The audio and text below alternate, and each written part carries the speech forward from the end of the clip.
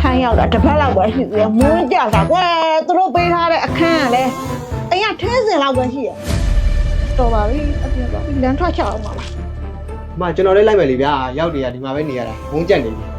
နင်အပုံစံနဲ့မလိုက်ခက်နဲ့ပေါ်သားပုံစံနဲ့ လိုက်ပါပဲဗျာလိုက်မယ်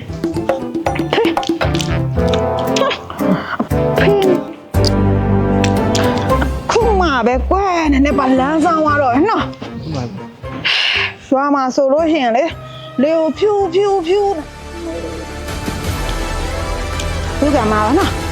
ဟုတ်လို့ရှင်မွန်းချက်အစင်ပြေ เดี๋ยวนี่กินไม่ได้นะครับ အနည်းလားစားကြလို့လား ใช่ ငါကကွန်းရရှိသေးလားကွန်းရစားကြလို့လားနေ့မှရှိသေးလားကွန်း ဘောင်း အော်ကောင်းပြီ พูดอะไรครับนี่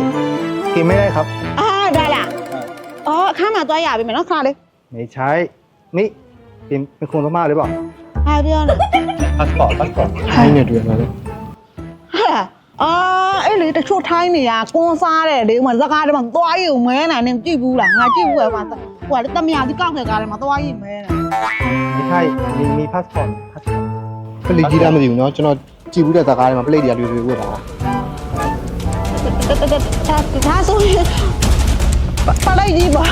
ပြေနေတော့တော့မလစ်တော့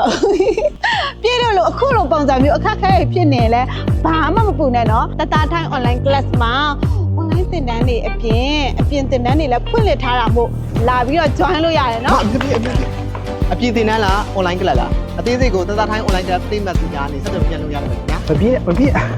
အားလုံးလည်းမှတ်တော့ကြအောင်နော်အပြင်တင်တဲ့တွေကပုံရံပစ္စည်းလွန်ထားဘူးတွေနဲ့ PDF အိတ်ကမိုင်300လောက်တိရှိတယ်နော်